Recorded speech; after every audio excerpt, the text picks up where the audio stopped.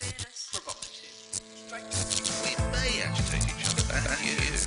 Committed to free speech, consent, upbeat and entertaining. Heartfelt and passionate. Hello and welcome to The Pledge. Apparently, there's a surefire way to guarantee success if you want to make it to the very top of British politics these days. Yes, Conservative politicians have been trying, we assume, to project authority and power with this striking pose. But it turns out the wide-leg stance adopted by many a Tory minister is harder than it looks. It's surely just a matter of time before this lot join the cabinet. Coming up on the programme, Phil offers a friendly welcome to President Trump. Afua says no to Make Up for Kids. Majid says online is the way forward. And Nick defends his right to bug off. But first, it's me. The life and death of Alfie Evans was tragic, which is why we cannot let his life pass without talking about the rights of his parents and others like them who fight to save the lives of their terminally ill children while being dragged through the courts for it. I despair at the arrogance of some doctors who have no cure for a terminally ill child, yet refuse to let them be taken to a country where there might be one. Yes, doctors are trained to make life and death decisions, but parents are genetically programmed to fight, literally to the death, for their kids. They're programmed to ignore doctors who say they can't be saved, to flee the country like Asher King's parents did. If they'd heeded doctors and the courts, their little boy could be dead, not alive, happy and cancer-free. We'll never know whether Alfie could have had some kind of life had he gone to Italy for treatment. But his mum and dad never stood a chance against the might of the legal and medical professions. And the agony they live with now is knowing their beautiful baby boy could have had one last shot at life, but a British court denied it.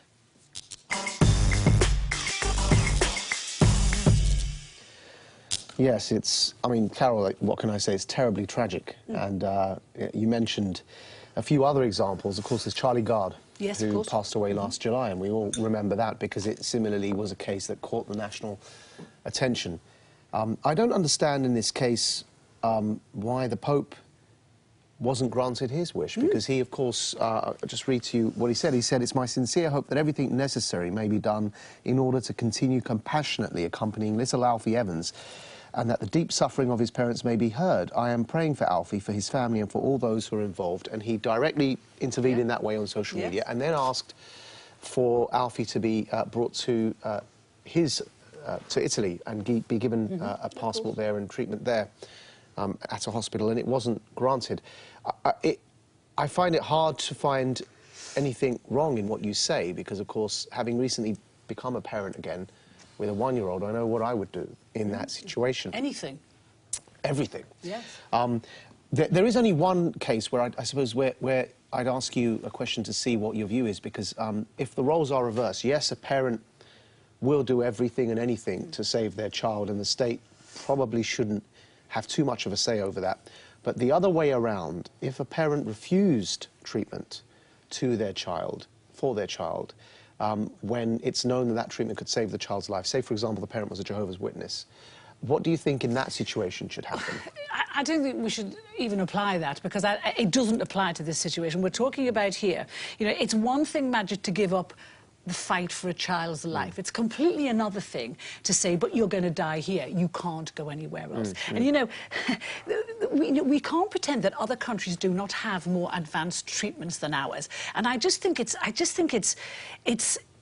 crazy of our... There seems to be institutionally averse in the NHS to letting people go and have these experimental treatments. And with this little boy, you know, the doctors can't on the one hand say that to let him travel to Italy would cause him distress and suffering, and on the other hand say he's completely brain dead and can't feel anything, including pain. You know, those two assumptions cannot be true. So what was to stop the doctors in this country giving this little boy one last shot at life? It might never have worked, it might not have, but he was, you know, if what the doctors here say, he was going to die anyway. Yeah, so why not? Turn it off anyway, weren't they? They voted to turn it off, so why couldn't they just give him, you know, a stay of whatever? It's awful that you shouldn't have to say a stage, you know what I mean? Of course. Give the kid the chance to life. Yes. Do you know what I mean? I just think the whole thing's shocking from top to bottom. I feel like we're getting some of the facts wrong. Carol, I think it's good you brought up this topic. I find these topics painful because it's tragic and it's so awful. I cannot put myself in the shoes of those parents. I've no idea what it must be like, and there's no good outcome when a child is this sick. I'm just going to read you something from the judgment in the High Court that you referred to. So this is from Mr. Justice Hayden, who said, he, talking about Alfie, requires peace, quiet and privacy in order that he may conclude his life as he has lived it with dignity. It was entirely right that every reasonable option should be explored for Alfie. I am now confident that this has occurred. The continued provision of ventilation in circumstances which I am persuaded is futile now compromises Alfie's future dignity and fails to respect his autonomy.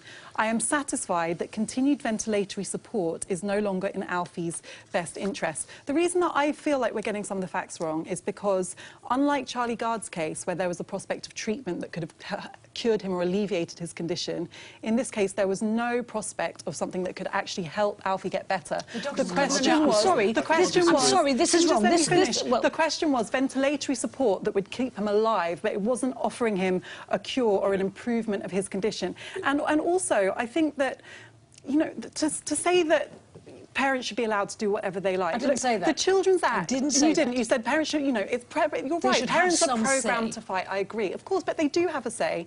The Children's Act, which this was decided under, was a huge step forwards in making the child's best interest, not the parents' wishes, not the Pope's wishes, but the child's best interests, the centre of any judgment. And in this case, I don't know if you know the history of this case, but... Of course we do. Just after Charlie Gard died, a Catholic fundamentalist in Italy found this family and started advocating their case. And there's real concern. In fact, there's an investigation about the role that one particular fundamentalist Christian charity played. Who said they would... I've just got on that quote. I just want to clarify the doctors did also say that they believe it's unlikely Alfie feels pain or has sensation of discomfort, but I cannot completely be certain of this since Alfie has no way of communicating this. So it's not certain that he didn't.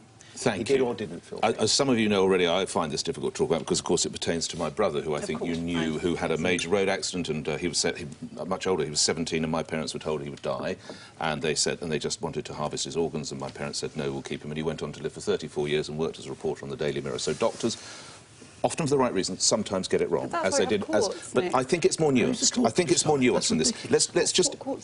Let's just hear, and we'll come back to you, Phil, I promise. Let's just hear. This is from the Emeritus Professor of Medical Ethics at the Imperial College London, Rhiannon Gillon. My view is that the court was quite right to say that the doctors shouldn't have to provide a treatment that they believe to be wrong against the child's best interests. What I don't think the court should have done is said that, and no other doctors should be allowed to provide treatment that the parents believe in, believe to be in the child's best interests. Phil, I think that is the nuanced debate we need to have, because he's saying that he understands the court said what it did, but his problem is, and I agree, they didn't have the right to deny any... So, if the doctors in Liverpool say, we've gone as far as we can, OK, I respect you. Yep. If doctors in Italy say, well, actually, we think... Then the parents should be afforded the opportunity to say, thank you, Liverpool, we're off to Italy. Who is this court to make that final decision? Do you know, unless you're of a higher order or another being or your name's God, the signature on that piece of paper needs to be someone of an outworld experience, doesn't it? Well, I mean, the higher order in the form of the Pope actually believed it. He did as well. So what I'm saying is, right, who are they to turn around and say this little child shouldn't be able to take... Somebody's offering something, let's take it. The staff of that hospital worked extremely hard, and I'm sure they did everything that was possible to save the kid, all right? But the facts were they ran out of options. Now, if somebody else was offering an option and it was my child, OK, all right, then I know where I would have gone every time. And I don't think anybody who's a parent could put their hand on their heart and say, if somebody was offering me a lifeline of my child, no matter even if it was a thread that thin, I'd turn it away. There's absolutely no way. And what was to lose anyway? If the doctors here had no hope for him, if they had no treatment for him... Only if they prolonged it... Were they prolonging the lad's suffering? No, that is the key. Like I said in the start, they made two assertions. First of all, they say this would induce suffering if he had to travel. On the other hand, they say he's completely brain dead and can feel nothing, including pain. They said they couldn't be sure whether he would be suffering or not. This was an undiagnosed brain condition. They didn't actually know what it was. And so they can't make pronouncements like they didn't say he wouldn't have any kind of life if he did survive. They can't possibly say that. And Phil's right. If, you know, the parents now have to live with this. You know, parental love is the most powerful force on this planet, and I think it wasn't respected here. And I think those parents, Tom and Kate, now have to live the rest of their lives knowing they may have been an option for their little boy and they were denied it. And, you know, I'm all for sovereignty of the British courts, but if it means treating people like Tom and Kate with the kind of unchristian utilitarianism that was evident in this case, I'm not for it anymore. Carol, we have rule of law, and this is a secular Doesn't mean society. it's right, and you know, these cases are a huge dilemma. I'm not pretending. Right either. The law is not always right. The courts aren't always right. No. But in this case, there are lots of things that ring alarm bells for me. For example, these parents there are serious concerns that their interests, and I agree with you, you know, parents want the best thing for their children. Their love for their children is unmatched by anything else. But it's not without precedent that a group with its own motives can hijack cases like this and influence parents. Do you really think that's these what drove those parents, their life of their child? These parents were encouraged by this group to bring a private prosecution against the doctors for murder, Carol. No, but can I ask you why, if there is a group in Italy, and I haven't heard of this, but if there is a group in Italy, the religious group that was seeking to exploit the parents by getting them to Italy, why would that make any difference in the future of whether the child itself could be cured? What difference would it make to the actual medical issues? If you read the judgment, the judge was very concerned that they'd had bad and impartial and improper advice from this group, from people who weren't trained lawyers, who were fanatical, who were giving them false hope. Asher King's parents had bad advice from the NHS. The court ultimately gave the parents the right to give Asher King the treatment he wanted. They were In the end, they were given the right. No, they were not. They were international. They were hunted on a warrant, Asher, that they used to catch terrorists. In the end, the court gave the parents the right to have the treatment. Let's hear what Tom Evans has to say about his little baby. They either let me go to Italy, or they at least give me the grace and the dignity to take him home to see out whatever days or weeks that he may remain. So I think the doctors now need to sit down amongst themselves and say, would it be the right thing, and is there a way out of this for us? Because if we put him on the plane, he would have been there. The doctor said he would have died, so he's already proved them wrong, and he can clearly do a flight without a ventilator. So, you know, this can't go on. He's got to be saved. He's got to be saved today in the next hour or two, and I will be doing all I can to do that. See, Tom Evans now has to live with the knowledge that his baby lived for 4 days after he was taken off the ventilator, and the doctor said he would die almost immediately. He could have been in Italy. And whether it worked or whether it didn't, Afua, it doesn't matter. They would have felt they had done their duty as parents by doing everything. It's not about them, it's about the child. It's about Alfie. Well. No, it's about Alfie. It's about Alfie's best interest. It's about the you're not going to agree on this one. It's about all my shirt and your shirt. They're never going to look good next to each other. You know what I mean? Unbelievable, isn't it? You know what I mean? Get that earpiece in. It's my earpiece is falling out because she's talking it out of my ear. Do you know what I mean? Anyway, sorry, Afua. I don't mean that. All right, anyway. Like it or lump it, Donald is coming to town. And I, for one, will be out to welcome him on the 13th of July. He's the democratically elected head of a state of a country which is supposedly our closest ally. But the same old faces are up in arms because something they don't like is going to happen.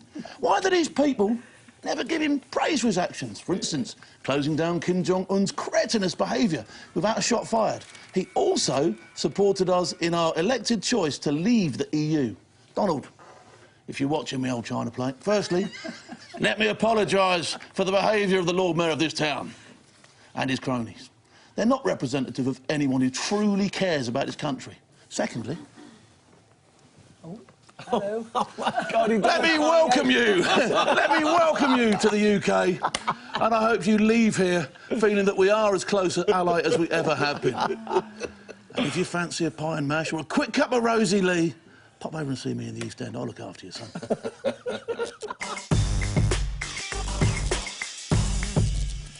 You know what, Phil? The clashes are on more levels than I could have imagined. Really?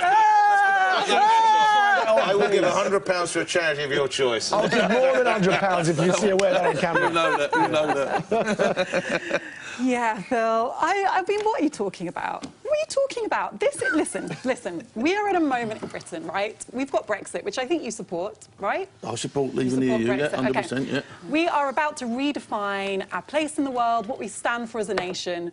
What and we're alienating the one person who's always been by our side. We're alienating the one who stands for everything we are against: misogyny, racism, lewdness.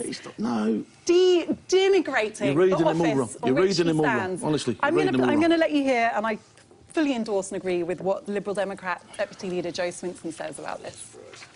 This is a man who has bragged about sexually assaulting women, mocked people with disabilities, demonises entire religions, and I think that that is very dangerous. Now, of course, the government has to engage with them, but I think it's appropriate that British people say, this is not somebody who stands for values that are values that we share. You know, I think he is an anathema to British values of tolerance and respect for others. And can I add to that this time last year, when 7 people were dead and 48 injured in a terror attack on London, what did Donald Trump do? First of all, he retweeted something from a far right-wing website using it for his political agenda on immigration in the US. And then he attacked our mayor, who was in the middle of dealing with a terrorist crisis. He is still... For no reason. How is that someone we can welcome and honour in our city? Like him or not like him, which you obviously don't, he is still a democratically elected head of state. You know, and if we can welcome people over here like Jerry Adams, okay, and have him in the white in number 10, well, that wasn't and if we, you know, I think even Idi Amin paid a visit at one stage. You know what I mean? And he got a seat in front of the. We've had the Saudis, you know and I disagree with that too. Look, just let it be what it is, you know. We've got to welcome him. We do a tremendous amount of stuff with the states, you know, whether it be our defence and all this other stuff that we're involved with them, OK? It's like, I'll tell you what it's like, right? It's like you got your best mate is coming around your house, but you don't like his brother, all right? So he's going to come round anyway, but his brother has to come because his mother said he's got to come. His brother's not coming. Just don't let him float My the house, you're not if you don't like him, do you know what I mean? We're being very, very precious now about Trump. Just look at what Macron did last week. I can't imagine for a nanosecond that Macron does not detest Trump. But what he did was he went over there, he held his hand, he air-kissed him, and why did he do all of that? Kissed him, never mind. He did it. He did kiss him.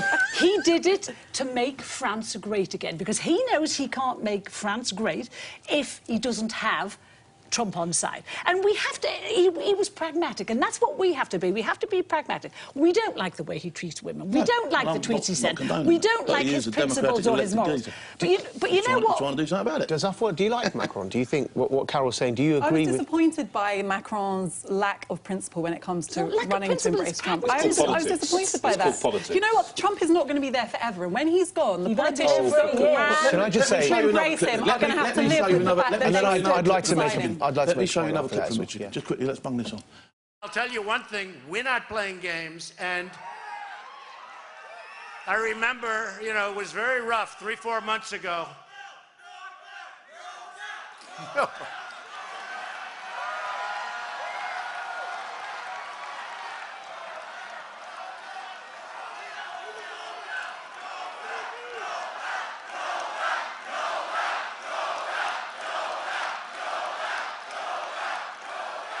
That's very nice, thank you.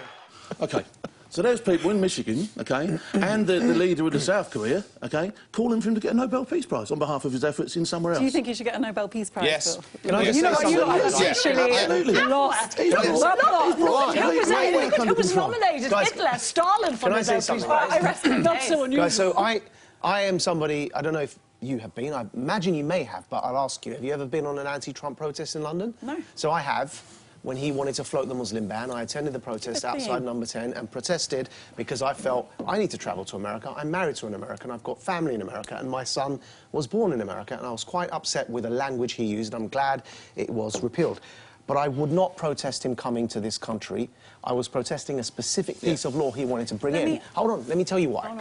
Because I think the difference with politics, and it's what Nick said to you about that's politics when speaking about Macron, and you may have heard this before, sometimes nice people make terrible leaders and sometimes horrible people make OK leaders.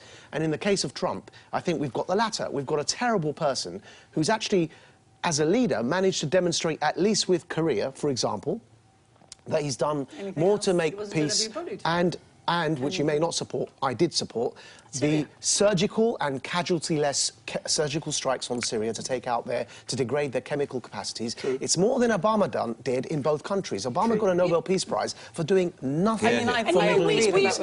So all I want to say, in conclusion, and we did, and I was critical because Obama didn't deserve that. And all I want to say in conclusion is that here we have the pragmatic point that we've got a leader that we may not like, that we have to have a relationship with. And I think that, the distinction between someone being a nice person and someone being a leader, A, that you have to work with, and B, that actually gets stuff done sometimes.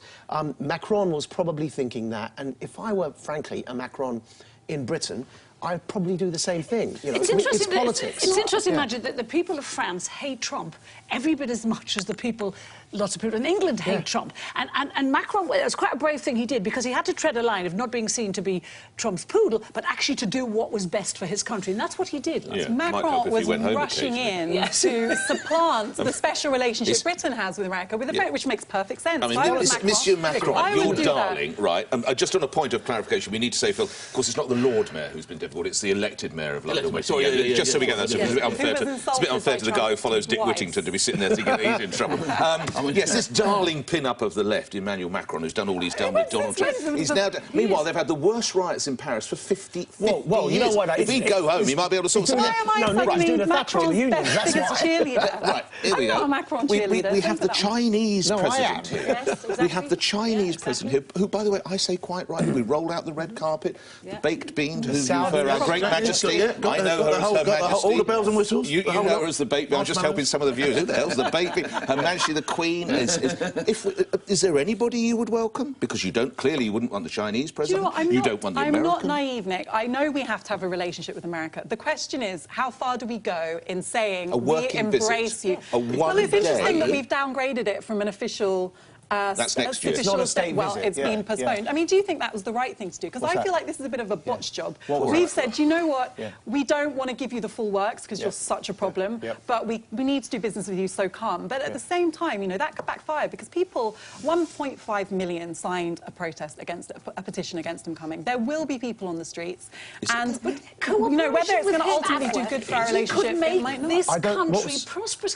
You know, the thing is, I think that all the thing about Trump, it's all caught up in this, like, media bubble. You know, the media here and in America, they don't get Trump's attraction. We scream that he's not presidential. That's exactly what the American people who voted... Can I just finish? That's exactly what the American people who voted for him wanted. And it's like, you know, they wanted a shake-up in politics, and they rolled a grenade down the table in the last election. And Trump was the grenade. So in answer to the question you asked me a while ago, I don't think as many people will protest as they would have done last time. I'm going to move on, but we will wait and see. Right, a lot of work, I'm sure you can't tell, but a lot of work does go into our appearances on the pledge. The lovely makeup artist. He's got to do it. The lovely makeup artists have made me look presentable. Don't know about the rest of them. Beautiful, thanks to, bless you, Carol, thanks to an array of products and colours with ingenious names. Today I'm wearing Cool Honey, Subculture, Hug Me and Dark Horse. So far, so creative and harmless. But a recent eye palette on sale on the high street took its product names a lot further. Boots, which is where a lot of us started buying makeup when we were barely into our teens, has been selling a new obsession brand whose colours have names like Foreplay, Home Wrecker and MILF. It's now withdrawn the products after parents complained, but it's only one of a myriad of ways in which our children are being over-sexualised. A gaming app popular among young children was recently called out for showing them Lego-like figures having sex. When the private sector keeps pushing sex on our children, while the public sector dithers over whether meaningful sex education is acceptable, we're getting something very wrong.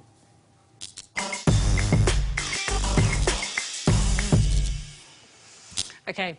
I'm kind of expecting you to agree with me on this one, Carol. I do in part of it, and I absolutely do in part of it. On the makeup thing, this palette of makeup, no, I don't think... I think what you talked about with the secularisation of children is very important. However, I think on this makeup thing... when I found out the teenager involved who bought this makeup was 17 years old. Now, this is a girl. She can have sex. She can leave home. She can work. The names like you just read out, like MILF and what is it, Sugar Daddy, Safe Word, Dealer, they're not gonna corrupt her. And I think in terms of... Should 17-year-olds aspire to be home wreckers? No, but well, just because you put an eyeshadow on your face... to someone because you buy just because you put an eye makeup. Makeup is inherently aspirational. I think this was a cack-handed attempt. Said by two experts at wearing eyeshadow. So I think this was a very cack-handed attempt by Boots to be down with for kids to be cool. It didn't work. It backfired. The names are stupid. However, and let me just read you some names of other products on the market, which, no, and by the way, only one mother made a fuss about this. There wasn't parents, there was one parent. Let me read you some of the other names of products that are on the market. I've got to be careful what I say here, because I could be in big trouble. That explicit. Sexy Mother Pucker. That's a lip gloss. A nail polish called I Like It On Top. A mascara called Bad Gal Bang. And a shower butter called Whipped Clean. Now, grown women in their 30s aren't going to use that and be corrupted. However, what I said before, on the more serious point of the sexualisation of children, I don't think this makeup is going to do it, because I don't think 12, 13-year-olds are going to buy it. However, I think, yes, girls are growing up in a culture where women are viewed as the sum of their parts. Their whole value is put on how sexy they are. And I think if girls are sexualised too early, it dampens their aspirations, and it also affects how boys view them and treat them. So that kind of sexualisation has stopped now. That's not as obvious. It's much more subtle now, the sexualisation. It's in advertising, it's in magazines. It's even, you look at the way a girl poses in a magazine, a young girl, in these kids' magazines, it's very provocative, it's very sexual. Can I just read you what the mother in this case did say about the products and the reason that she complained about them? She said it's over-sexualising children and it's completely demeaning. It's makeup and it's there to make you feel better about yourself, but it's like it's saying you should be proud to be a home wrecker or a dealer. It sends out the wrong messages, and it normalises these words for teens. And I agree with her. How old were you when you first bought makeup? Oh, 12 or 13. How old were you when you first bought makeup? Probably about the same. And it would have been 17. The point that Carol made. When This you woman start is buying makeup, 17. it is 17. shops like Boots. So you're not going to Chanel or Bobbi Brown. You're going to the high street, to the chemist. I better just play the role of Lord Chief Justice here and get some legal aspects out there, because we need to hear what Obsession have said, and here we are. Obsession is a new brand. While we were experimenting with our personality, we know we haven't always got things quite right, and some of our shade names need work. This is something we're addressing and fixing as a priority. We will not repeat these shades' names or genre of shade names in future. That's from Obsession. They made this palette. And then Boots also said, they've said it will be removed with immediate effect, and Boots admitted, we got it wrong, we promise to remove the product. I'm just wondering where the line is drawn and trying to understand. I imagine you're not supporting that these sorts of names be banned. You're just saying that you support the Mother's campaign, or are you saying they should be banned? Yeah, I mean, it's not about banning. I'm questioning why a company would want to market something that it knows that young teenagers are going to use. With those kind of names. Well, I don't know if I don't know if they did. They use words like milk. Well, I don't know. I don't know if they thought it through in that way. I thought they thought it was just being edgy and, like, you know, what marketing campaigns That's the try and be. problem, you know. As long as companies always kind of go to whatever they think is edgy, you end up with these kind of ideas. I'm just wondering how we navigate through this, because the reason I'm asking that is that... I was not concerned again. Well, sorry? I said common sense will take you through this one again. Well, just get rid of the product. In this day and age, the wider problem is that whether it's film, TV culture or the internet, the young teenage girls and boys are getting it from multiple sources. So actually, you're going to get rid of the makeup. It's still there in society, far more pervasive than just the fact that it's there. So that's why I'm trying to work out, what is it you're actually saying? Yeah. Is it that if I were that mother's husband, would I support her against, you know, making sure my daughter didn't buy that? I would. I would support that campaign and try and make sure but I'm not so sure, beyond supporting the campaign, what I would do if Boots, for example, and they haven't here, Superdrug, is it Boots? It's Boots. If they had refused, if they had said, no, actually, we stand by this product, what next? I agree with Carol in the sense that this, for me, is one tangible example of a much bigger problem. And the other thing I was talking about was Roblox, which is this game that young kids really like playing, with these Lego-like characters. And it emerged that they've actually been simulating sex with these things. And that, you know, as a mother, we try and keep our kids away from gaming and apps, but, you know, they are digital natives. They gravitate towards That's this why stuff. I'm asking the question. And so, yes, for me, it's this wider question of what is becoming normal for kids to see and interact with. As you've mentioned that, I need to again play the role of Lord Chief Justice here and get the legal aspect. We must hear from Tammy Baumick, who's Vice President of Marketing and Community Safety at Roblox Corporation, says, quotes, all games on Roblox must comply with our rules of conduct. Our safety team reviews every uploaded image, video and audio file to make sure they are safe and age appropriate. We have created extensive parental controls for our games. I mean, Did that actually happen, Nick? Or did they deny it happened? No, they admitted it. I think they these naked characters doing adult things. Kent, as I recall, wasn't it? Yes, it was in Gillingham. In Gillingham, in Kent. But, I mean, I have a degree of sympathy for companies such as these. Let's broaden it out to wider companies. Because if I'm manufacturing kitchen knives, I can't be held wholly responsible for what happens when people buy my product, can I? Yeah, but you wouldn't call it... No, I wouldn't call it... No, I wouldn't. But coming to this particular game or other games that you talked of, I appreciate move away from the makeup. I can't necessarily be responsible for what people do. As long as I'm putting controls on my video game, I'm putting controls on whatever, I can't be held wholly responsible for I think companies need to be aware of who their target audience is and who their market is. Why I'm being really hesitant now is because... They use names that children use. They use names like MILF. They use... But why I'm being really hesitant is because during the stabbing debate that happened recently because of the murder rate and we took over New York, a lot of people were asking to ban the drill music that originated in Chicago. Yeah, I don't. Right, no, but that's why I'm asking, because I came out against banning music. Yeah, I said, no, you can't ban this stuff, right? So at the end of the day, though, the same argument you just used, and you said these young girls aspire, which I don't agree with, they aspire to the name of their makeup. I think that's a bit of a leap.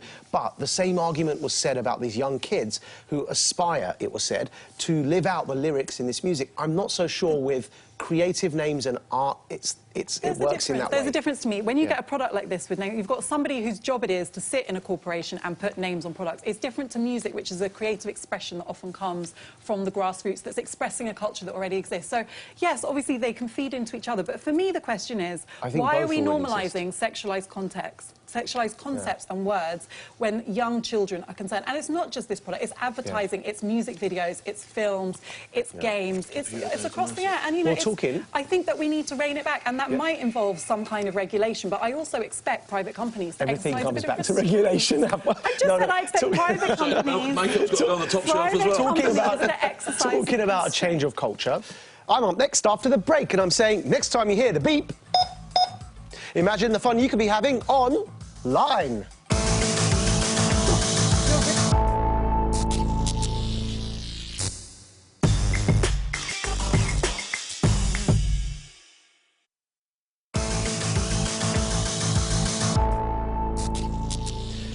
Sainsbury's has tried to calm fears about its planned merger with Asda to create Britain's biggest supermarket chain. The retailers pledged that consumers would enjoy price cuts of about 10%.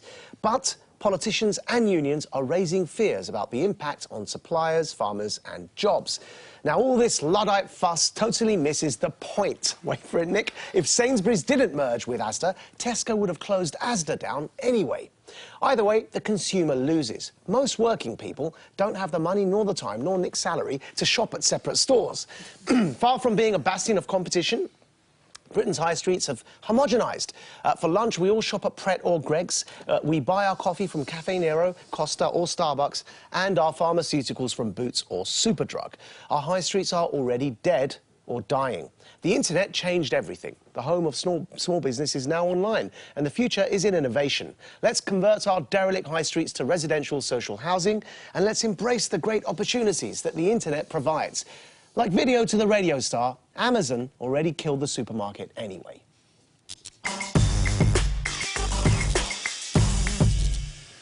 Well, I may not be a radio star, but I make my living there, and I'm fairly healthy at the moment. Just before I give compelling evidence of how false you are, try some of these numbers on for size, Majid. You talk about it being a Luddite fuss. These two stores combined, Sainsbury's and Asda, have more than a 30% share. They will, in the time you've been speaking, you spoke for about 2.5 minutes, well, they sell £90,000 worth of goods a minute, so they'll have raked in around £250,000.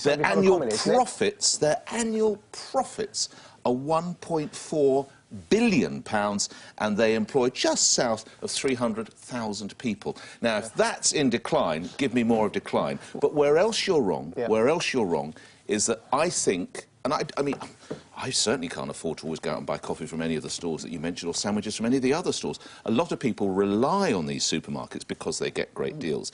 And it's a good idea to go there and feel the fruit and look at the meat and check the pork chops. Absolutely. Because if you use online shopping, which is where you're taking us, you don't always get it right. And I'm going to give you compelling evidence. Because some of the best substitute products people have ever received, which was compiled by the Daily Mirror, well, we bought these products from one supermarket, but it's important to say these cases are not all from this one store. But in one instance, Suzanne from St Helens asked for red peppers in her supermarket. And she was sent, because there were no red peppers, red hair dye, all right? A problem. Valerie from Birmingham ordered, could I please have 6 eggs? Six eggs. She got, bizarrely, a packet of crisps.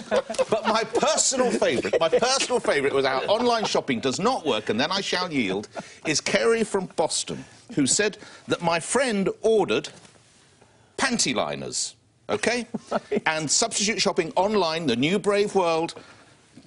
Instead, she got a bar of Galaxy chocolate. Now, I know that that's when a girl... That's when a girl needs chocolate. My friend, it doesn't work. Have some chocolate, I'm telling you now. Well, that's actually nice of you. Nick, you've ruined... what can I say? You've ruined my debate. How does anyone come back with this, especially after you've given me so much chocolate? But... So, listen, you know, don't you, that 85% of all retail is still done offline. And the thing is, we are a very social nation. We need to interact with each other. We need to talk to each other every day. And there was a time, yes, I would say after the 2008 crash, when lots of the high streets died. And that was partly because people were being bussed out of high streets and into the country to shop at these big superstores. But you know, the fact of the matter is more pure online retailers now are launching into bricks and mortar than ever before, which kind of also, I was going to use a bad word about you, but what's another word for knackered your argument? Blown it up. Exactly. Destroyed. He's done that to your argument. This would also, if more people than ever, and look at big shops, big stores like Apple and, say, a shop like Hollister, massive online presence, OK, huge, but every Apple store is always full of people because it's staffed by incredibly clever young people who know everything about the products, which you can't get. You cannot get that The resurgence. online. The resurgence. First of all, all you guys need to do is write fact in big capital letters after your little tweet responses. We don't have to, we just throw and, chocolate you know, that would have proven it in itself. No, I was talking, folks, about the direction of travel, not about the status quo. I was talking about the dead high street, which we cannot... It's not dead. Our high streets across the country are dying. No, they're not. They're wait, hold on. More stores across the country have closed than have opened. That's just a fact, and that's on every high street, including in London. There was a world recession. No, but that's not the only reason. That's one of the reasons. The reality is people are increasingly... We are, only after South Korea, one of the nations that increasingly is going to online shopping and choosing that as a pathway. We are only after South Korea globally in that. Internet's been around for 21 years. It still only has 15% of the So we're in that direction of travel. All I'm saying, guys, is that these sorts of things are going to happen because of competition, because of the market. I never would have thought that Nick would be anti-capitalism. It's going to happen, and so we need to adapt. That's all I'm suggesting. And one of the ways to adapt is to convert our failing high streets into social housing, residential apartments that will regenerate the communities. Let's not. Right, you can convert what you like, but don't take away my supermarket, because I like going shopping, all right? Wendy, you heard it first from me, all right? I like going shopping. I like to see the produce. I like to pick up. I like to go, whoa, I like to swap one round so I get one that's a bit more in date than the other ones, you know what I mean? And I like to go around the shop and I like to pick my produce, put it in a basket. What I don't want is somebody else picking it, shoving it in a van for 3 days and sending it my way. I don't want that. I like shopping. Have you ever done online shopping? I have done online shopping, yeah. When I'm extremely rushed, I've done online shopping about once. I sooner every time, even if it's just a nip round to the corner shop. Did you get Galaxy instead of your panty liners? I like the... And I don't think you'll ever replace 100%. This feels like to me like the oldies versus the young'uns, doesn't it? Now you said that, I'm going to have to agree with you. There we are. You know, I agree with you and I don't. So I cannot remember the last time I did a proper shop in a supermarket. I just don't have time. And also, I have so many memories as a child, my mother having to drag me around the supermarket with my sister, both of us complaining and trying to get chocolate bars from the aisles. And, you know, you always still see those mothers with their kids having meltdowns. Online shopping makes life so much easier. I always remember coming home and getting given a great big donut. Yeah, That explains it, Phil. I've got right to I'll have a look in my bag, mate. You got a better deal than me. But I'll make your own. I mean, this is really about Amazon. This is about Amazon. Amazon, world's second biggest company, $740 billion. Look how quickly they achieved that. Everybody is panicking about how they're going to compete with Amazon. Right. So I agree, you know, and this is going to happen more. It's only 15% now. People will do it more. We'll have drones delivering stuff instead of people. Yeah. The thing that worries me, well, there's a few things. What's going to happen to the jobs? Because Sainsbury's have said that the jobs won't go, but when Safeway and Morrison's merged, so many stores Of course have the to jobs will close. go. The jobs will go. But that's what people say That's about worrying. driverless cars as well. Automation is going to happen. It is, and You're we right, don't have online the shopping will answer. be through drones. Cars will not have drivers. Lorry drivers will lose their jobs. What it's I'm saying, worrying. folks, is we better see this coming and we better adapt. No, but you're describing a soulless society. Can I just say, and then you'll come back in. The thing is, what Majid's saying is going to happen. We can't stop it by saying we don't like it. So we've got to get with the programme. But we've got to do something. You know, I can't get on board with your vision of these kind of soulless high streets totally dead and full of... Social housing. No, I'm not saying we don't need social housing, but people want to live in a community that has places they can shop and meet in the middle. You are watching The Pledge on Sky News, and staying with supermarkets, I'll be next. And I'll be saying to politicians, you can bog off! This is great.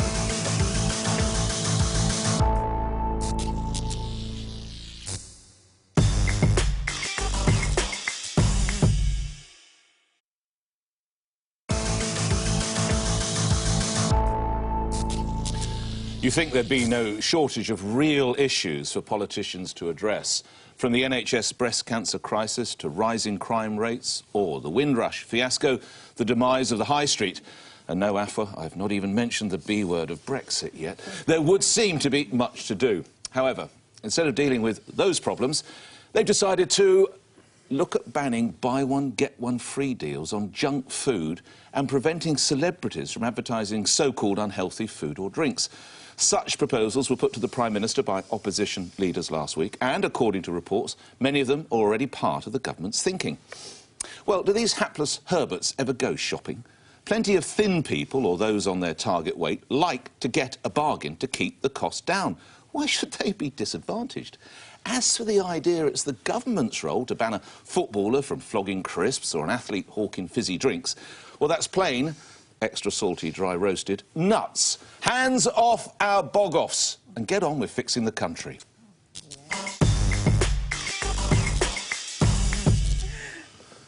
OK, Nick, I'm with you in theory on this, right? OK. Seriously, OK? And I think... Why do I always get nervous when he sort of does that? He's about to jump over the table. And the fun police are massively on display with this one here, straight away, OK? Let's just have a butcher's at what Jamie Oliver says, right? OK. And then I'm going to say a couple of things about him, and then you can have it back, all right? OK, sure. The crisis since the millennia has only got a lot worse, and I think to say it's a catastrophe or an emergency is fair and true. I think if you speak to anyone in the NHS, doctors, paediatricians, dentists, this is a massive problem. Jamie, you're all right, mate, OK? But I've got to tell you, from someone who calls it comfort eating and does a toasted cheese sandwich, OK, all right, as one of your repertoire, you're not always hitting the thing. It is a slight problem, and there are a lot of obese people, and I'm probably in that bracket myself, all right? But there's 100 million different ways why people are like that, and not just because they've been stuffing their face, OK? It could be medical, it could be, you know, induced by all sorts of different reasons, OK? So I think the issue here is, yes, we need to try and identify the areas where we can help, but absolutely closing everything down, that doesn't help nobody at all. Can I say that I think it's a good idea is if they introduce traffic lights on junk food, say, for example, to educate people so consumers make choice, and that education increases choice and lets us know what we're buying. Currently, we can do that. That's right. But then to ban things, to say that celebrities can't advertise things, to say that, for example, bargain deals can't be offered, that's where I get a bit... I'm wondering why we've got a Conservative government that seems to think that the state is always the solution. Wasn't that meant to be the opposite of what Conservatives... Well, we should say all these ideas have come from the whole slew of all the main political parties, so the ideas have come from all sources. How lovely it is to see opposition parties coming together with the government for once and all acting in the best interest of the nation. Can I just give you some statistics, please? Like, let's have a reality check on how serious this is. I don't think we'll dispute the seriousness of it. OK, well, just to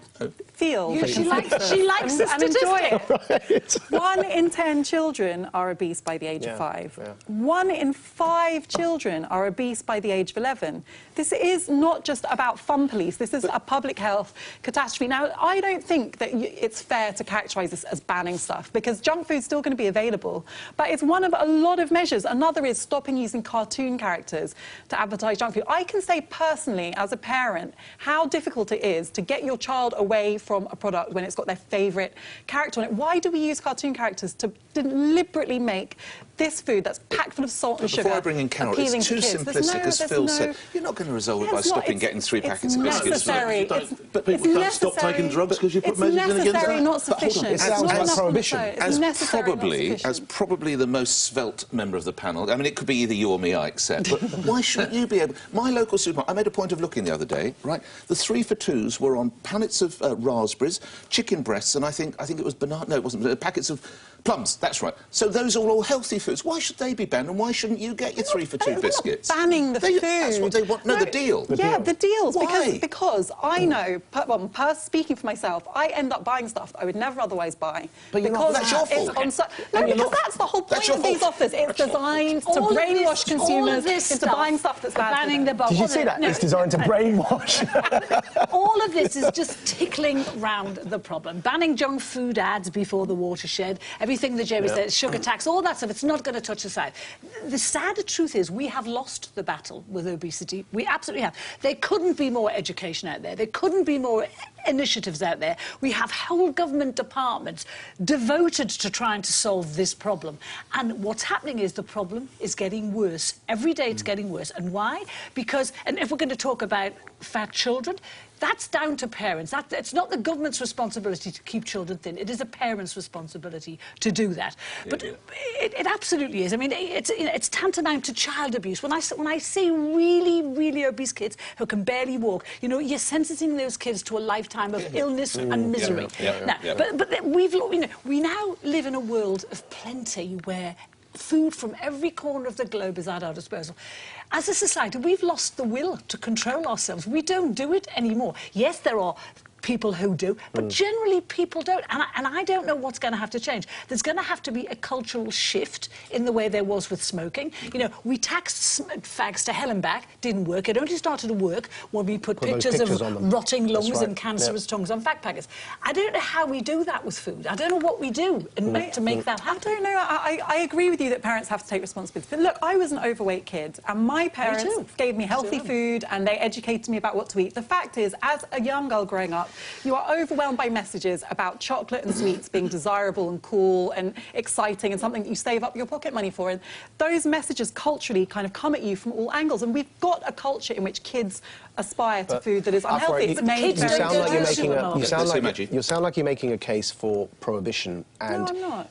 As in the equivalent of in food. And so I would support any educational campaigns like the cigarettes, because you're right, statistically it was shown that that's when it started to really drastically cut. So it's an education campaign. It's not to ban anything. And as long as... banning junk food. No, there are some things in the list that do include prohibitions on certain things, like the buy one, get one free deal. That's marketing. You're not banning the product. Banning vodka actually affects poor families. It affects I must just interrupt, because it's interesting. Not everybody can afford to eat. Yes, exactly. It's interesting you say marketing, because I think we'd all agree that the idea of banning celebrities from selling certain products is nuts. And together with one of the leading global advertising and marketing companies on earth, I've to bring to you some of the products that I know you're excited in marketing. For instance, Carol, we're all very excited about this campaign you're running on the front page of the Daily Scoop for European holidays, and we wish you the best of luck with that. I'm equally excited with AFWA's, which is offering tours around London, where, of course, you see Nelson's column and the statue of Winston Churchill.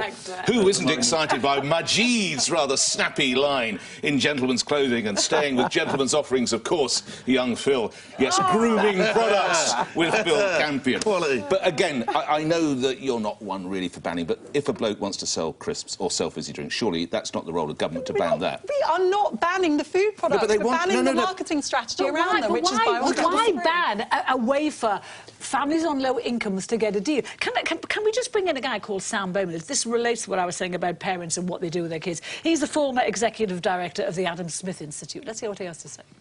I'm not quite sure why they're so interested in the obesity of other people's children. I think that's an issue for parents to care about, and that's an issue for parents to decide. Parents do have the freedom to say, no, I don't want you watching that TV show, or indeed, no, I don't want to bring you to McDonald's for a Happy Meal. But that's a private decision for them to make, and I really wish these campaigning groups would leave parents to make that decision and not try to make that decision for themselves. Did you want to read a final thing, Majid, or no, you're done? I'm just saying, I'm weary of an ever-growing state. Let's leave those supermarket aisles, because before we go, we've just got time for our straight talker, or should that be singer of the week? It's a lesson that never seems to get old. When you're in front of a camera, you've got to assume it's recording. But it seems someone forgot to remind Sainsbury's chief executive Mike Coop, Carol's chuckling, of that when he was waiting to speak to the media after news broke of the proposed merger between his supermarket and Asda. We're in money, the sky is sunny. Let's send it, lend it, rolling along. We're in the money, the sky is sunny. Let's lend it, spend it, send it, rolling along.